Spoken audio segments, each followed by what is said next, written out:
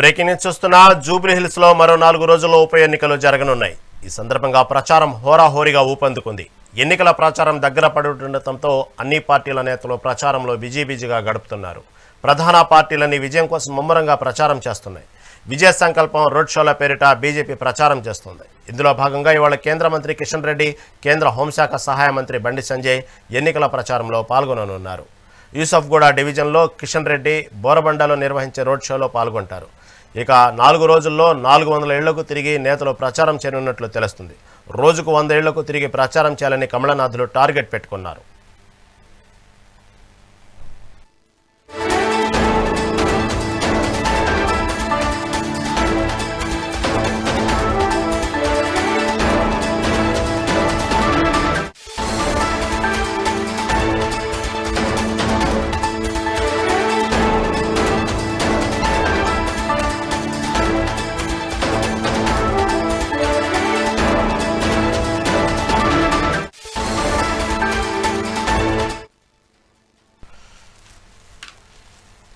Jubilee hills లో మరో 4 రోజుల్లో ఉప ఎన్నికలు జరగనున్నాయి. ఈ సందర్భంగా ప్రచారం హోరాహోరీగా ఊపందుకుంది.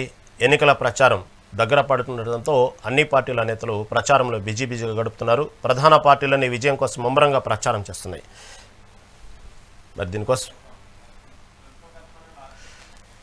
మరింత సమాచారం మా ప్రిన్సిపల్ కరెస్పాండెంట్ ఆర్కే అందిస్తారు. మరింత సమాచారం ఆర్కే చెప్పండి. దాదాపుగా ఇంకా చూస్తే ప్రచారానికైతే ఇంకా 4 రోజులే సమయం ఉంది. ఎన్నికలైతే 11వ తారీఖు జరగబోతున్నాయి. మరి దీని గురించి ప్రధాన పార్టీలన్నీ ఇప్పుడు హోరాహోరీగా అయితే ప్రచారం ఊపందుకుంది. రోజుకు ఒక ఉత్కంఠ వాతావరణం కనబడుతోంది జూబ్లీ హిల్స్ ఎన్నికల్లో, ఉప ఎన్నికల్లో.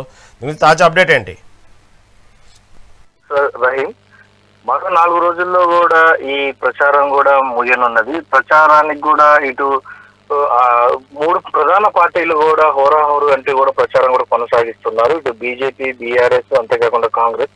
అయితే దివంతో కూడా బరిలో కూడా బీజేపీ నేటి నుంచి ఎన్నికల ప్రచారంలో కూడా చేయనున్నది. ఇటు బండి సంజయ్ తో పాటు కిషన్ రెడ్డి కూడా విజయ సంకల్ప రోడ్ షోల పేరిట కూడా బీజేపీ కూడా ఇక ప్రచారం కూడా ప్లాన్ చేసుకోవడం జరిగింది. ఈ రోజు బీజేపీ కూడా ఈ రోజు నుంచి హోరాహోరీగా కూడా ప్రచారం చేయనున్నారు. చూసుకోవచ్చు, నేడు యూసుఫ్గూడ డివిజన్ లో కూడా కిషన్ రెడ్డి రోడ్ షో, బోరబండలో కూడా బండి సంజయ్ రోడ్ షో కూడా ఉన్నది. 4 రోజుల్లో కూడా 400 ఇళ్లు తిరిగి నేతల ప్రచారం, రోజుకు 100 ఇళ్లు కూడా తిరిగి ప్రచారం చేయాలని చెప్పేసి బీజేపీ కూడా టార్గెట్ చేసుకున్న పరిస్థితి అయితే నెలకొన్నది. అయితే ఇటు చూసుకుంటే అయితే ఇటు కాంగ్రెస్, అంతేకాకుండా బీఆర్ఎస్ హోరాహోరీ కూడా ప్రచారం కొనసాగుతున్నాయి. ఇటు బీఆర్ఎస్ నుంచి కేటీఆర్ ప్రధానంగా, ఇటు కాంగ్రెస్ నుంచి ముఖ్యమంత్రి రేవంత్ రెడ్డి, డిప్యూటీ సీఎం బట్టి విక్రమార్క, మంత్రులు కూడా మొత్తం జూబ్లీకి సంబంధించిన అన్ని డివిజన్లలో కూడా బూత్ కమిటీలు కూడా ఏర్పాటు చేసుకొని ప్రచారాలు కూడా కొనసాగిస్తున్న పరిస్థితి నెలకొన్నది.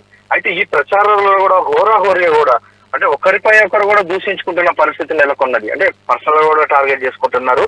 అయితే దమ్ముట చర్చకు రా అంటూ కూడా ఇటు కేటీఆర్ కూడా ఒక సవాల్ కూడా విసరడం జరిగింది. ఎవరి హయాంలో ఏం చేశామో ప్రజల ముందే నేరుగా చర్చిద్దాం అంటూ కేటీఆర్ కూడా సవాల్ విసరటము, రా చూసుకుందాం అంటూ ఇటు రేవంత్ రెడ్డి కూడా తిరిగి సవాల్ చేస్తున్న పరిస్థితి అయితే ఇక్కడ చోటు చేసుకుంటుంది. చెత్త ఎవరిది, సత్తా ఎవరిదో తెలుసుకుందాం అని చెప్పి ఇటు కేటీఆర్ తెలుసుకుందామంటూ ప్రతి సవాల్గా కాబట్టి ముఖ్యమంత్రి రేవంత్ రెడ్డి కూడా సవాల్ కూడా విసరడం జరిగింది. రేవంత్ సవాల్ విసిరిన కేటీఆర్ జూబ్లీ హిల్స్ ఉప ఎన్నికలు అయితే కాంగ్రెస్ ఓటమి ఖాయం అని చెప్పేసి ఇటు బీఆర్ఎస్ నేతలు కూడా, అంతేగా కేటీఆర్ కూడా చెప్తున్న పరిస్థితి నెలకొన్నది. ఈసారి విజయడంక మోగించేది కాంగ్రెస్ అంటూ ఇటు రేవంత్ రెడ్డి, అంతేకాకుండా మంత్రులు కూడా చెప్తున్న పరిస్థితి. తెలంగాణలో మాజీ మంత్రి BRS working president Kalvakuntla Taraka Ramarao చూసుకుంటే సీఎం రేవంత్ రెడ్డికి ఓపెన్ ఛాలెంజ్ కూడా విషయం జరిగింది. ఇప్పుడు ఇదే హాట్ టాపిక్ గా కూడా కొనసాగుతుంది.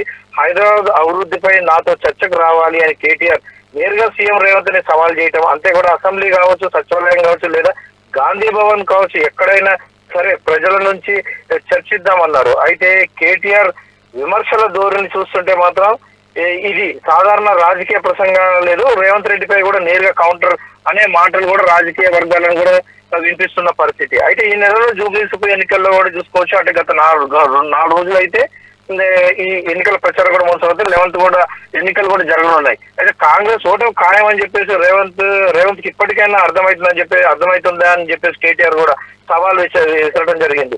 అయితే ఆయన వ్యక్తిగత దూషణలు దిగారని చెప్పేసి కేటీఆర్ కూడా మండిపడ్డారు. తాను కూడా బలంగా మాట్లాడగలరని, కానీ తమ అధినేత కేసీఆర్ ఇచ్చిన సూచనల ప్రకారమే ఆ స్థాయికి తాను కూడా దిగజారి మాట్లాడట్లేదని చెప్పేసి ఇటు కేటీఆర్ కూడా అంటున్నారు. అయితే మేము చేసిన అభివృద్ధి ప్రజలు చెప్పమన్నది మాత్రమే కేసీఆర్ ఆదేశం అని కేటీఆర్ కూడా స్పష్టం చేశారు. అయితే ఈ సందర్భంగా కూడా తాము చేసిన అభివృద్ధిని అంకెలతో నిరూపించాలని చెప్పేసి కేటీఆర్ సీఎం రేవంత్ రెడ్డిని కూడా సూచించడం జరిగింది. అయితే దీనికి సంబంధించి బీఆర్ఎస్ హయాంలో కూడా జూబ్లీస్ అభివృద్ధికి 5,328 కోట్లు కూడా ఖర్చు పెట్టామని చెప్పేసి ఇటు కేటీఆర్ కూడా చెప్తున్న పరిస్థితి. మెట్రో రైలు కూడా ప్రాజెక్టు పై కూడా చూసుకుంటే అయితే 1,772 కోట్లు కూడా వేచించామని చెప్పేసి ఇటు కేటీఆర్ కూడా చెప్తున్న పరిస్థితులు.